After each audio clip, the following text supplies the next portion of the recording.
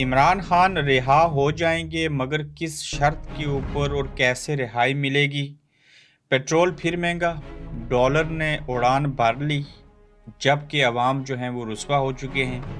P D M نے اپنے دور کے اندر جو مہنگائی کی، جو عوام کو گناہ لگتے ہیں، اس کا بوجھ اب پی ڈی ایم الیکشن میں بیانیے کے اندر کس کے اوپر ڈالے گی؟ جبکہ منظور پشتین کا اسلام آباد میں جلسہ کرنے کا چیلنج ہے، یہ 18 کو وہ جلسہ کر پائیں گے اور کیوں جلسہ کریں گے؟ آج ہم ان نکات کے اوپر آپ سے بات کریں گے۔ السلام علیکم، آپ دیکھ رہے ہیں گورکھ دھندا ابرار قریشی، آپ سے مخاطب ہوں۔ عمران خان صاحب کی جو لیگل ٹیم ہے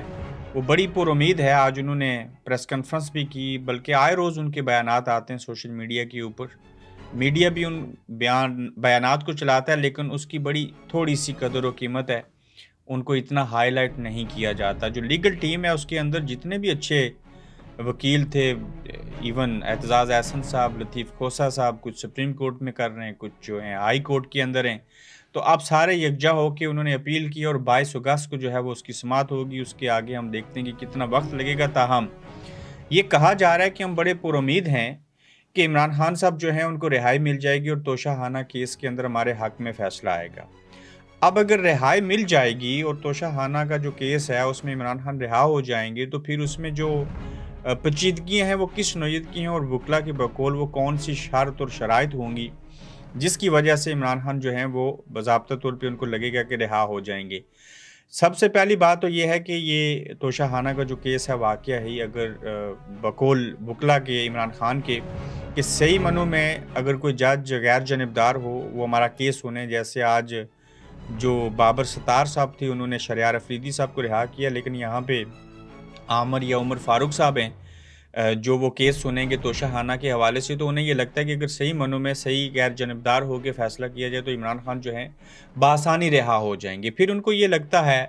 کہ اگر صحیح فیصلہ نہ ہوا تو پھر تو رہا نہیں ہوں گے، لیکن شرط یہ ہے کہ صحیح فیصلہ ہو، اور یہ بھی ممکن ہے کہ توشہ خانہ میں عمران خان کو عدالتوں کے معیار کو، چیزوں کو بہتر کرنے کے لیے، عوام کو بتانے اور سمجھانے کے لیے رہائی مل جائے۔ مگر کیا ہوگا کہ اس کے اندر جیسے خان صاحب کے اوپر جو باقی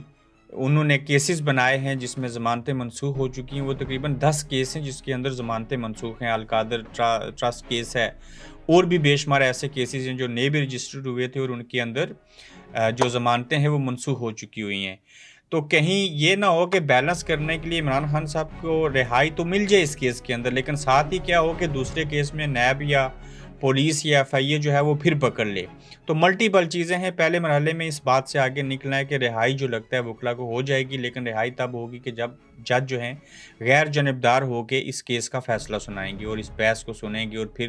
فیصلہ دیں گے اور کسی کے پریشر میں نہیں آئیں گے۔ دوسرا خدشہ بھی یہی ہے جس کو شرط کے طور پہ کہا جاتا ہے کہ ہو سکتا ہے کہ فیصلہ ہو بھی جائے، خان صاحب کو رہا کریں لیکن دوسرے کیس کے اندر پھر سے گرفتاری ڈال دی جائے۔ اگر یہ عام لوگوں کے ساتھ ہوتا تھا اور عمران خان کے ساتھ بھی ہوا اور عوام پہلے سے باہر نہیں نکل رہے تھے، احتجاج کر کوئی نہیں رہے، تو پھر تو انہیں بھی کوئی نہیں روکے گا اور ٹوکے گا، جو جیسے وہ حرکتیں کر رہے ہیں اسی طرح سے ہوتی رہیں گی۔ بہرحال 22 اگست بھی آج سے 6 دنوں کے بعد شروع ہو جائے گی بحث مباحثہ۔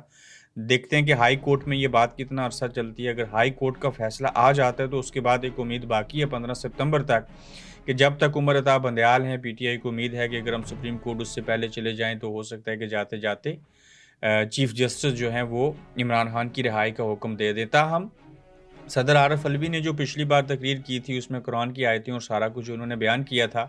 اس کے اندر بھی یہ چیز ہو سکتی ہے کہ صدر چونکہ سپریم کمانڈر ہوتا ہے تمام فورسز کا، ان کے پاس ایک اختیار ہوتا ہے، کوئی درخواست دے دے تو سزائے موت کی قیدی کو معاف کر سکتے ہیں۔ عمران خان کے اوپر تو 302 کی تو دفعات ہے نہیں ہے، سزائے موت کی تو وہ قیدی ہے نہیں ہے، عمر قید تو ان کو ہوئی نہیں، 3 سال کی سزا ہے۔ تو ہو سکتا ہے کہ صدر صاحب ایک کڑوا گھونٹ پئیں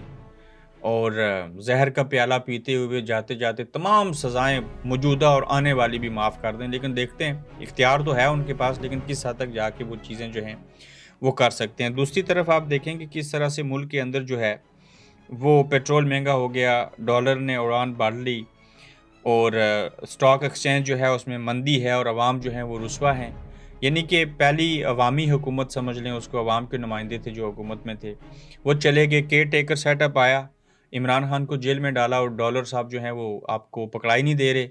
اور پیٹرول مہنگا ہونے سے دالیں، چاول، چینی یعنی کہ عام چیزیں جو ہیں کھانے پینے کی اشیاء تمام نوعیت کی، وہ ساری مہنگی ہو چکی ہیں اور عوام جو ہیں وہ کس کے آگے روئیں، کہاں پہ جائیں، کس کے سامنے احتجاج کریں؟ چونکہ اب تو کیئر ٹیکر گورنمنٹ ہے، تو I M F care taker government کے ساتھ کیسے ڈیل کرے گا؟ اب یہ جو نئی کابینہ بنے گی، ایک پورا خطابچہ ہے، اس میں فیصل واڈا سے لے کے بے شمار بیوروکریٹ، من پسند لوگوں کے نام شامل ہیں، حفیظ شیخ صاحب اس میں شامل ہیں، جو کہ پہلے دور کے اندر بطور جو وزیر خزانہ تھے ناکام ہو چکے، پھر واپس گئے۔ تو نگران سیٹ اپ کے بس کی بات نہیں لگتی، اور جب عمران خان ایک طرف جیل میں ہوں گے، سیاسی عدم استحکام ہوگا، اور دوسری طرف معاشی حالات برے ہوں گے، تو ایسے حالات میں اوپر سے کیئر ٹیکر گورنمنٹ ہوگی جو کہ عوامی جو مینڈیٹ ہے وہ لے کے نہیں آئے ہوئے، اور پھر اوپر سے 90 دن میں الیکشن بھی نہیں کروائیں گے، اس کو بھی آگے کھینچیں گے، تو ایسی صورتحال میں ملکی معیشت جو ہے وہ لڑکھڑائے گی، اور اس کا براہ راست اثر جو ہے جس طرح سے پیٹرول مہنگا، ڈالر جو ہے وہ رک نہیں رہا، اسٹاک ایکسچینج جو ہے آپ کی نیچے آ گئی، عوام رسوا ہو رہے ہیں، مہنگائی کی چکی کے اندر پس رہے ہیں، ان کا کوئی پرسان حال نہیں ہے۔ ہو سکتا ہے کہ اس حد تک مہنگائی ہو کہ عوام جب بالکل بھوکے ہو جائیں، یا تو مر جائیں بھوک اور افلاس سے، شاید دوسرا یہ ہو سکتا ہے کہ شاید بولنا شروع کریں کہ اب تو کوئی حد باقی نہیں بچی، تو لہٰذا ہمیں بات ہی کر لینی چاہیے۔ پی ڈی ایم کو معاشی بدحالی سے کنارہ کشی کرنے کی کوشش جو ان کی ہے، وہ کیسے کوشش کرے گی پی ڈی ایم؟ نمبر ایک تو وہ کہیں گے کہ جی یہ تو ہمارا لگایا ہوا وزیر اعظم نہیں ہے نگران۔ دوسرا ان کا تو نگران وزیر اعظم باقی جو چاہتے تھے وہ لگا نہیں، وہ کہیں گے ہم چاہتے تھے اسحاق ڈار صاحب کو لگا دیں، ہم کہتے تھے مراد شاہ صاحب جو ہیں ان کو لگا دیں، ہم نے فلاں نام دیا تھا جیلانی صاحب کا، تو جب آپ نے ہمارا وزیر اعظم نہیں لگایا تو ہم تو 16 سال حکومت میں رہے، آپ تو ڈالر پیٹرول چیزیں وہ تو اب مہنگی ہوئی ہیں، ہمارے دور میں تو اس سے تھوڑی سی بہتری تھی۔ تو یہ سارے الزامات جو ہیں وہ الیکشن میں عوام کو بتانے اور سمجھانے کے لیے اسٹیبلشمنٹ کی طرف ہو سکتا ہے توپوں کا رخ کر دیں کہ یہ انہوں نے نگران وزیر اعظم بنایا، یہ انہوں نے کیئر ٹیکر سیٹ اپ بنایا ہے، لہٰذا ہمارا تو اس مہنگائی کے ساتھ کوئی تعلق نہیں ہے، اور وہ جو معاشی عوام کو گناہ لگتے ہیں، جو مہنگائی انہوں نے کی تھی، ان گناہوں کا بوجھ وہ کسی اور کے اوپر ڈالنے کی کوشش کریں گے۔ اب تک تو زرداری صاحب، بلاول صاحب ٹویٹر کے اوپر، مریم نواز صاحب، نواز شریف صاحب، مولانا فضل الرحمان سمیت یہ سارے خاموش ہیں۔ ہاں، استحکام پاکستان پارٹی کے لوگ بول رہے ہیں، پی ٹی آئی تو خیر ہمیشہ سے بولتی تھی، اور جو پرویز خٹک ہیں وہ بھی غائب ہیں، تو اس طرح سے بیانات ان کے آ کوئی نہیں رہے، اور پی ڈی ایم